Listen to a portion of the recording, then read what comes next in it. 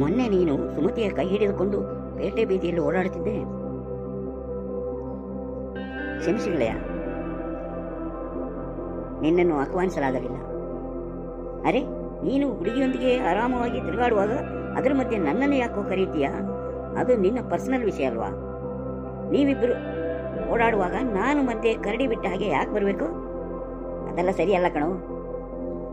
ಅದಲ್ಲ ಮಾರಾಯ, ನಮ್ಮಿಬ್ಬರ ಮದುವೆಗೆ ನಿನ್ನನ್ನು ಆಹ್ವಾನಿಸಲು ಆಗಲಿಲ್ಲ ಎಂದೆ. ಹಾಂ, ನಿಮ್ಮ ಮದುವೆ ಆಯ್ತಾ? ಹೌದು ಮಾರಾಯ, ಹಾಗೆ ಮಾಡಬೇಕಾಯ್ತು. ಯಾವಾಗ ಮದುವೆ ಆಗಿದ್ದು? 1 ವರ್ಷ ಆಯಿತು. ಅರೆ ರಸಿಕಾ, ಅಂದರೆ ಕಳೆದ 1 ವರ್ಷದಿಂದ ನೀವಿಬ್ಬರು ಒಟ್ಟಿಗೆ ಇದ್ದೀರಾ? ಊಟ ವಾಸ ಎಲ್ಲ ಒಟ್ಟಿಗೆನಾ? ಮತ್ತಲ್ವಾ, ನಾವು ಒಟ್ಟಿಗಿದ್ದೇವೆ. 1 ದಿನ ಕೂಡ ಬಿಟ್ಟಿರ್ಲಿಲ್ವಾ? ಇಲ್ಲಪ್ಪ, ನಾವು 1 ದಿನ ಕೂಡ ಬಿಟ್ಟಿಲ್ಲ, ಒಟ್ಟಿಗೆ ಇದ್ದೇವೆ. ಅಂದಾಗೆ ಯಾಕೆ ಹಾಗೆ ಕೇಳ್ತಾ ಇದ್ದೀಯಾ? 1 ವರ್ಷ ಅಂದರೆ 365 ದಿನಗಳು.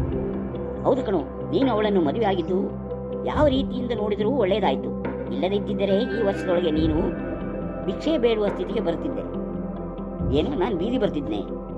ಅದ್ಯಾಕೋ ಹಾಗೆ ಹೇಳ್ತಿದ್ದೀಯಾ? 1 ದಿನ ಅವಳೊಟ್ಟಿಗಿರಲು ನೀನು 1000 ರೂಪಾಯಿ ಕೊಡಬೇಕಾಗಿತ್ತು.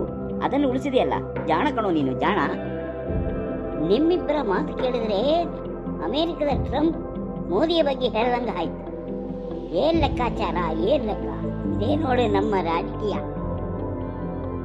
ಸರಿ, ನನಗೆ ಸ್ವಲ್ಪ ಕೆಲಸ ಇದೆ, ಬರ್ತೀನಿ. ಆಯ್ತು, ಆಮೇಲೆ ಭೇಟಿ ಆಗೋಣ, ಬರ್ತೇನೆ. ನೋಡಿದ್ರಲ್ಲ ನಮ್ಮಿಬ್ಬರ ಮಾತುಕತೆಯನ್ನ. ಅವನು ಮದುವೆ ಆದ, ದುಡ್ಡು ಉಳಿಸಿದ, ನನಗೇನು ಉಳಿತು? ನನಗೆ ಬರೀ ಮಾತು ಅಷ್ಟೇ. ಈ ಕತೆ ನಿಮ್ಗೆ ಇಷ್ಟ ಆದರೆ ಈಗಲೇ ಸಬ್ಸ್ಕ್ರೈಬ್ ಮಾಡಿ, ಫಾಲೋ ಮಾಡಿ. ಧನ್ಯವಾದ.